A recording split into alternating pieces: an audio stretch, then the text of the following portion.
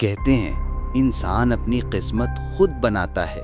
मेहनत, संघर्ष और सब्र से वो अपनी जिंदगी को दिशा देता है। लेकिन कुछ लोग शॉर्टकट्स तलाशते हैं। वो चाहते हैं सब कुछ, पैसा, शोहरत, ताकत, वो भी बिना मेहनत किए। ऐसे ही लोग कभी कभी उस रास्ते पर पहुंच जाते हैं जहां लौट कर आने का कोई रास्ता नहीं होता। आज की कहानी ऐसे ही एक इंसान की है। उसका नाम था रवि और ये कहानी है मौत का सौदा। दोस्तों, अगर आपका दिल मजबूत है तो ही इस सफर में मेरे साथ आइए, क्योंकि जब मौत इंसान से सौदा करती है तो इंसान अपनी सबसे बड़ी पूंजी, अपनी जिंदगी खो बैठता है। और हाँ, अगर आपको डरावनी और सस्पेंस से भरी कहानियां पसंद हैं तो चैनल आधुनिक अंदाज मिस्टर डी को सब्सक्राइब करना मत भूलिएगा। यहाँ हर हफ्ते ऐसी कहानियां मिलेंगी जो आपकी रूह तक हिला देंगी। सावनगंज गांव, पहाड़ियों के बीच बसा छोटे छोटे घर, मिट्टी की गलियां और चारों तरफ फैला सन्नाटा। दिन में ये गांव बिल्कुल सामान्य दिखता था। लोग खेतों में काम करते, बच्चे गलियों में खेलते और औरतें तालाब से पानी भरकर लाती। लेकिन रात होते ही इस गांव का चेहरा बदल जाता था। सन्नाटे में कभी कभी दूर से कुत्तों के भौंकने की आवाज आती, तो कभी हवा में किसी अनजाने साए की सरसराहट। गांव के पूर्वी छोर पर एक विशाल हवेली खड़ी थी, काली, टूटी हुई और वीरान। लोग उसे शापित हवेली कहते थे। कहते हैं कि उस हवेली में इंसान नहीं बल्कि एक आत्मा रहती है, एक सौदागर की आत्मा जो जिंदगी और मौत से सौदे करती है। गांव वाले उस हवेली के पास भी नहीं भटकते थे। जो गए वो या तो लौटकर कभी आए नहीं या फिर जिंदा तो लौटे, लेकिन उनकी आंखों में इतना डर था कि जिंदगी भर बोल न सके। रवि गांव का एक नौजवान था। उसकी जिंदगी आसान नहीं थी। पिता का देहांत हो चुका था और माँ अकेले ही उसकी परवरिश कर रही थी। छोटी सी झोंपड़ी में वो और उसकी माँ रहते थे। रवि को पढ़ाई का शौक था, लेकिन गरीबी ने उसे स्कूल से बाहर कर दिया। उसने कई छोटे मोटे काम किए, लेकिन पैसे कभी पूरे नहीं होते थे। गांव के लोग अक्सर उसकी हालत पर तरस खाते, लेकिन उसकी हंसी उड़ाने से भी पीछे नहीं हटते थे। रवि की माँ अक्सर समझाती, बेटा, मेहनत से कमाया हुआ अन्न ही पेट भरता है, लालच कभी मत करना। लेकिन रवि के दिल में एक आग थी। वो चाहता था कि उसकी जिंदगी बदल जाए। वो चाहता था कि उसके पास इतना पैसा हो कि गांव का हर आदमी उसकी इज्जत करे। गांव में अक्सर चौपाल पर लोग हवेली की बातें करते। कहते, वो हवेली में एक सौदागर की आत्मा रहती है। जो उसके सामने अपनी इच्छा रखता है वो पूरी हो जाती है, लेकिन बदले में उस इंसान की जिंदगी से सालों का समय काट लिया जाता है। कोई कहता, मेरे चाचा गए थे वहां, वापस तो आ गए, लेकिन 7 दिन बाद अचानक उनकी मौत हो गई। कोई कहता, वो आत्मा इंसान की जान खरीदती है, पैसा, शोहरत सब देती है, लेकिन आखिरकार इंसान खाली हाथ ही जाता है। ये सब बातें सुनकर बच्चे डर जाते और औरतें भगवान का नाम लेने लगती। लेकिन रवि हर बार ये बातें सुनकर सोचता, अगर ये सच है तो क्यों ना मैं भी अपनी किस्मत बदल लूं। एक रात जब गांव पर तूफान छाया हुआ था, आसमान में बादल गरज रहे थे, बिजली चमक रही थी और हवा के झोंके पेड़ों को झंझोर रहे थे, रवि ने मन ही मन ठान लिया, आज मैं उस हवेली जाऊंगा, चाहे जो हो जाए। मां सो चुकी थी। रवि ने चुपचाप लालटेन उठाई और गांव के पूर्वी छोर की ओर बढ़ गया। हर कदम के साथ उसका दिल जोर से धड़क रहा था। रास्ते के पेड़ ऐसे लग रहे थे मानो उनकी परछाइयां उसका पीछा कर रही हों। आखिरकार वो हवेली के सामने पहुंचा। गेट आधा टूटा हुआ था और उसकी कड़ियां हवा में हिलते हुए करखर की आवाज कर रही थीं। रवि ने कांपते हाथों से गेट खोला। गेट खुद ब खुद चीखता हुआ खुल गया, जैसे किसी अदृश्य शक्ति ने उसका स्वागत किया हो। अंदर घुप अंधेरा था। सीढ़ियों पर मकड़ी के जाले लटक रहे थे, छत से पानी टपक रहा था, लेकिन एक कोने से हल्की लाल रोशनी झिलमिला रही थी। रवि ने हिम्मत जुटाकर कदम बढ़ाया। अचानक उसे लगा जैसे कोई परछाई उसके सामने से गुजरी हो। उसकी सांसें तेज हो गईं। कौन है वहां? उसने कांपती आवाज में कहा। और तभी एक भारी आवाज हवेली में गूंज उठी। मैं हूं मौत का सौदागर। रवि की आंखें फैल गई। उसने देखा धुएं के बीच से एक आकृति धीरे धीरे उभर रही थी।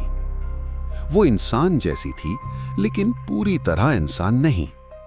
उसका शरीर लंबा और काला था, जैसे राख से बना हो। उसकी आंखें अंगारों की तरह लाल चमक रही थीं। चेहरे पर एक अजीब मुस्कान थी, ना इंसानी न पूरी शैतानी, बल्कि ऐसी कि जिसे देखकर किसी की भी रूह कांप जाए। हवेली की दीवारें कांपने लगीं, खिड़कियों की सलाखें अपने आप बजने लगीं, जैसे पूरी इमारत उस आत्मा की मौजूदगी को महसूस कर रही हो। सौदागर की भारी आवाज फिर गूंजी। क्यों आया है तू इंसान? मौत से सौदा करने की हिम्मत बहुत कम लोग रखते हैं। रवि ने डरते हुए कहा, मुझे पैसा चाहिए, बहुत सारा पैसा। मैं गरीब हूं, मेरी जिंदगी बेकार हो गई है, मैं अमीर बनना चाहता हूं। सौदागर ने सिर झुकाकर हंसी छोड़ी। वो हंसी हवेली के हर कोने में गूंज उठी। इंसान और उसका लालच, सबकी ख्वाहिश एक जैसी होती है, पैसा। उसने अपनी जलती आंखें रवि पर गड़ा दी। मिल जाएगा तुझे धन, इतना धन कि 7 जन तक भी खर्च न कर पाए, लेकिन याद रख, हर सौदे की कीमत होती है। रवि की सांस अटक गई। उसने कांपते हुए पूछा, क्या कीमत? सौदागर ने धीमे स्वर में कहा, तेरी जिंदगी से 7 साल कम हो जाएंगे। रवि कुछ क्षणों के लिए चुप रहा। उसके सामने उसकी टूटी झोंपड़ी, उसकी मां की तकलीफें, गांव के लोगों की हंसी, सब घूम गए। उसने सोचा, 7 साल बहुत होते हैं। अगर मुझे दौलत मिल जाए तो इन 7 सालों में मैं वो सब पा सकता हूं जो कभी सपनों में भी नहीं सोचा।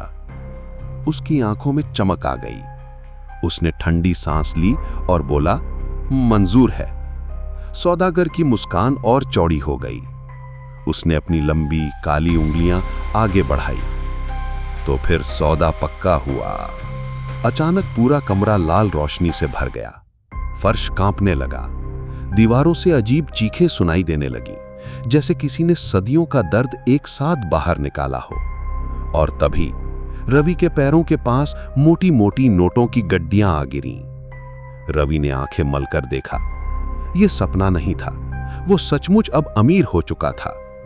सौदागर की आवाज फिर गूंजी, ध्यान रहे, 7 साल बाद मैं वापस आऊंगा। मौत का सौदा कभी अधूरा नहीं होता। इतना कहकर वो आकृति धीरे धीरे धुएं में बदल गई। कमरा फिर से अंधेरे में डूब गया। जब रवि हवेली से बाहर निकला तो रात अब भी अंधेरी थी, लेकिन उसके हाथों में भरा हुआ पैसा उसकी आंखों को चमका रहा था। वो दौड़ता हुआ घर पहुंचा और नोटों को सामने रख दिया। अगली सुबह गांव वालों ने देखा, रवि के पास अचानक इतना धन कहां से आ गया। उसने अपनी झोंपड़ी छोड़ दी और कुछ ही दिनों में गांव में सबसे बड़ा मकान बनवा लिया। उसने नए कपड़े खरीदे, नौकर रखे, और गांव वाले जो उसे तुच्छ समझते थे अब उसके आगे पीछे घूमने लगे। मां हैरान थी, लेकिन खुश भी। उसने बेटे से पूछा, बेटा ये सब कहां से आया? रवि टाल गया। मां, किस्मत बदल गई है, भगवान ने सुन ली। लेकिन ये दौलत सिर्फ खुशियां नहीं लाई। पहली ही रात जब रवि अपने नए बने मकान में सो रहा था, अचानक दरवाजा अपने आप खुल गया। हवा का झोंका अंदर आया और दिए बुझ गए। रवि उठ बैठा। उसने लालटेन जलाई। कमरे में सब ठीक था, लेकिन आईने में उसे कुछ अजीब नजर आया। आईने में उसका चेहरा नहीं था, बल्कि एक काली परछाई खड़ी थी जिसकी आंखें लाल चमक रही थीं। रवि डर से चीख पड़ा। उसने आंखें मलकर फिर देखा, आईना अब खाली था। उसका दिल धड़कता रहा। उस रात उसने बड़ी मुश्किल से नींद ली। अगले ही दिन गांव का पंडित उसके पास आया। पंडित ने उसकी आंखों में देखा और गहरी सांस ली। बेटा, तूने मौत से सौदा किया है ना? रवि चौंक गया। आपको कैसे पता? पंडित ने गंभीर स्वर में कहा, तुझे नहीं पता तूने क्या गलती की है। मौत का सौदा कभी इंसान के हक में नहीं होता। अब ये दौलत तुझे चैन से जीने नहीं देगी। रवि ने हंसकर बात टाल दी, लेकिन उसके दिल में एक अजीब सा डर बैठ गया था। धीरे धीरे अजीब घटनाएं बढ़ने लगी। कभी रात को किसी औरत की धीमी सिसकियां सुनाई देती, कभी लगता कोई उसके कमरे में चला आया हो, कभी दीवारों पर खून जैसे धब्बे उभर आते और सुबह होते ही गायब हो जाते। रवि अब डरने लगा था, लेकिन वो खुद को समझाता, ये सब मेरा वहम है, मैं अमीर हूं, मुझे डरना नहीं चाहिए। पर हवेली का सौदागर, वो हर रात किसी न किसी रूप में उसे याद दिलाता कि सौदा अभी अधूरा नहीं हुआ है। उस रात रवि ने शराब पीकर खुद को बहलाने की कोशिश की। वो बड़े से बिस्तर पर लेटा, कमरे में मोमबत्तियां जलाईं और खुद से बोला, ये सब मेरी थकान है, बस दिमाग खेल खेल रहा है। लेकिन जैसे ही उसने आंखें बंद की, धीरे धीरे उसे लगा कि कोई उसकी छाती पर बैठा है। सांस घुटने लगी। उसने आंखें खोलीं तो देखा एक बूढ़ी औरत का चेहरा उसके बिल्कुल करीब था। उसकी आंखों से खून बह रहा था और उसके झुर्रीदार होंठ फटे हुए थे। लौटा दे, लौटा दे, उस औरत ने कर्कश आवाज में कहा। रवि चीखता हुआ उठ बैठा। कमरा खाली था। मोमबत्तियां अब भी जल रही थीं। उसके माथे पर पसीना था। उसने समझ लिया कि यह दौलत आसान नहीं है। अगले ही दिन उसकी मां बीमार पड़ गई। डॉक्टर ने कहा, इनकी हालत अचानक बिगड़ी है, दिल कमजोर पड़ रहा है।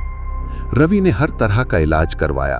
पैसा तो अब बहुत था, लेकिन मां की हालत और बिगड़ती जा रही थी। एक रात मां ने धीमी आवाज में कहा, बेटा, मुझे लगता है तूने कुछ गलत किया है। ये पैसा, ये दौलत साफ नहीं है, ये किसी की बद्दुआ लगती है।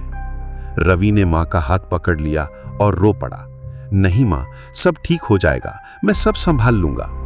लेकिन उसके दिल में कहीं ना कहीं ये बात घर कर गई थी। रवि ने कोशिश की कि हवेली के पास कभी ना जाए, लेकिन अजीब बात यह थी कि हर हफ्ते, हर महीने उसे महसूस होता कि कोई उसे बुला रहा है। रात को नींद में वो उठ जाता और उसके कदम अपने आप हवेली की ओर बढ़ने लगते। एक रात तो हालत ये हो गई कि वो आधी रात नंगे पांव हवेली के गेट तक पहुंच गया। गेट के अंदर से वही भारी आवाज आई, तेरे पास अब 6 साल बचे हैं, मत भूल। रवि पसीने से तरबतर घर लौट आया। अब उसे नींद भी चैन से नहीं आती थी। एक दिन गांव में अचानक आंधी आई। आसमान में काले बादल छा गए। हवा इतनी तेज थी कि पेड़ उखड़ने लगे। लोग अपने अपने घरों में छुप गए। रवि अपने नए मकान की खिड़की से बाहर देख रहा था। तभी आसमान से बारिश की बूंदें गिरीं, लेकिन वो पानी नहीं था, वो लाल था, जैसे खून बरस रहा हो। पूरा आंगन लाल हो गया। गांव वाले चिल्लाने लगे, ये अशुभ है, ये सब रवि की वजह से हो रहा है, इसने शैतान से सौदा किया है। लोग उसके घर की ओर पत्थर फेंकने लगे। रवि डर से कांप गया। उसने खिड़की बंद कर दी और कमरे में छिप गया। उस रात रवि के सपने में फिर सौदागर आया। उसकी आंखें और भी ज्यादा लाल थीं। क्यों डरता है इंसान? तूने दौलत मांगी थी, वो मैंने दी। अब कीमत चुकाने का समय धीरे धीरे नजदीक आ रहा है। रवि चीख पड़ा, नहीं, मैंने ये सब नहीं चाहा था। मुझे ये खून, ये डर, ये मौतें नहीं चाहिए थी। सौदागर ने ठंडी हंसी छोड़ी। सौदा हमेशा खून से लिखा जाता है रवि, तू भाग नहीं सकता। इतना कहते ही सौदागर का काला हाथ रवि की गर्दन पर कस गया। रवि हड़बड़ाकर नींद से जाग गया, लेकिन उसकी गर्दन पर सचमुच चोट के निशान थे। कुछ ही दिनों बाद गांव में मौत का सिलसिला शुरू हो गया। पहले एक किसान की लाश कुएं में मिली, फिर एक बच्चा अचानक बीमार पड़कर मर गया। हर कोई फुसफुसा रहा था, ये सब रवि की वजह से हो रहा है। गांव वाले अब खुलकर उसका विरोध करने लगे। उसके घर के बाहर भीड़ जमा हो गई। लोग चिल्ला रहे थे, इसे गांव से निकालो, ये शैतान का साथी है। रवि ने खिड़की से देखा, सैकड़ों लोग उसके घर के बाहर खड़े हैं। इसे बाहर निकालो, ये शैतान का साथी है। रवि कांप गया। वो भागकर हवेली की ओर दौड़ा। उसे लगा कि अब उसे बचा सकता है तो सिर्फ वही सौदागर। हवेली के दरवाजे अपने आप खुल गए। अंदर घना अंधेरा था। दीवारों पर खून से बने अजीब चिन्ह थे। बीच में सौदागर खड़ा था। उसके चेहरे पर हल्की सी मुस्कान थी। आ गया तू, मैं जानता था तू यहीं लौटेगा। रवि ने कांपती आवाज में कहा, तू चाहता क्या है? सौदागर आगे बढ़ा और बोला, तेरी आत्मा, तेरे जीवन के बाकी साल, तेरी हर सांस अब मेरी होगी। उस रात हवेली से चीखें गूंजी। गांव वाले दूर से सुन रहे थे, लेकिन कोई अंदर जाने की हिम्मत नहीं कर पाया। सुबह जब दरवाजा खुला तो फर्श पर सिर्फ खून था। बीच में रवि बैठा था। उसकी आंखें सुर्ख और हाथों में खून लगा हुआ था। उसने धीमी आवाज में कहा, वो चला गया, लेकिन अब वो मेरे अंदर है। रवि अब इंसान से ज्यादा छाया लगने लगा था। उसकी आंखों में स्थायी अंधेरा था, जैसे रात का टुकड़ा उनमें कैद हो गया हो। उसकी आवाज में सौदागर की गूंज सुनाई देती थी। गांव के लोग उससे डर कर भागते थे, लेकिन रवि को अब डर नहीं था। वो कहता, अब मैं ही मौत हूं। एक रात रवि को हवेली के तहखाने में एक किताब मिली। उस किताब के पन्ने खून से लिखे थे।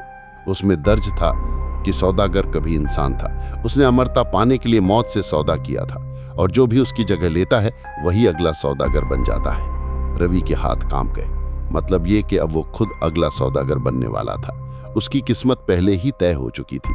गांव वाले इकट्ठा होकर हवेली को आग लगाने आए। उनके हाथों में मशालें थीं। आज ये हवेली जल जाएगी और शैतान भी इसके साथ खत्म हो जाएगा। लेकिन जैसे ही उन्होंने आग लगाई, हवेली से काली आंधी निकली। पंछी आसमान से गिर पड़े। औरतें बेहोश हो गई। बच्चों की चीखें पूरे गांव में गूंज उठी। रवि दरवाजे पर खड़ा था। आग की लपटें उसके चारों ओर नाच रही थीं। उसका चेहरा भी इंसानी नहीं लग रहा था। तुम आग से मुझे खत्म करोगे? आग तो अब मेरा खेल है। उसने हाथ फैलाया और मशालें खुद ब खुद बुझ गईं। लेकिन तभी रवि की मां की परछाई सामने आई। उसने रोते हुए कहा, बेटा अभी भी वक्त है, तू रुक जा, वरना तेरा नाम हमेशा अभिशाप बन जाएगा। रवि की आंखों से आंसू बह निकले। कुछ पल के लिए उसकी इंसानियत झांकी, लेकिन सौदागर की छाया ने उसका गला पकड़ लिया और कहा, कमजोरी मत दिखा, तू अब मौत है। रवि चीखा, छटपटाया और फिर पूरी तरह अंधेरे में समा गया। अब गांव उजाड़ हो चुका था। हवेली खंडहर बन गई, लेकिन आज भी रात के सन्नाटे में वहां से किसी के कदमों की आहट आती है। कभी हंसी सुनाई देती है, कभी रोने की आवाज। कहा जाता है वहां अब मौत का सौदागर रहता है। जो भी हवेली में जाता है उसकी रूह हमेशा के लिए वहीं कैद हो जाती है। दोस्तों, ये थी मौत का सौदा की कहानी। याद रखिए, लालच इंसान को सिर्फ बर्बादी की तरफ ले जाता है। रूह का सौदा कभी मत करना, वरना अंधेरा आपका हमेशा के लिए साथी बन जाएगा। अगर आपको ये डरावनी कहानी पसंद आई हो तो अभी चैनल आधुनिक अंदाज मिस्टर डी को सब्सक्राइब कीजिए, लाइक कीजिए, कमेंट कीजिए और इस वीडियो को अपने दोस्तों के साथ जरूर शेयर कीजिए, क्योंकि अगली बार हम फिर मिलेंगे एक और हॉरर कहानी के साथ।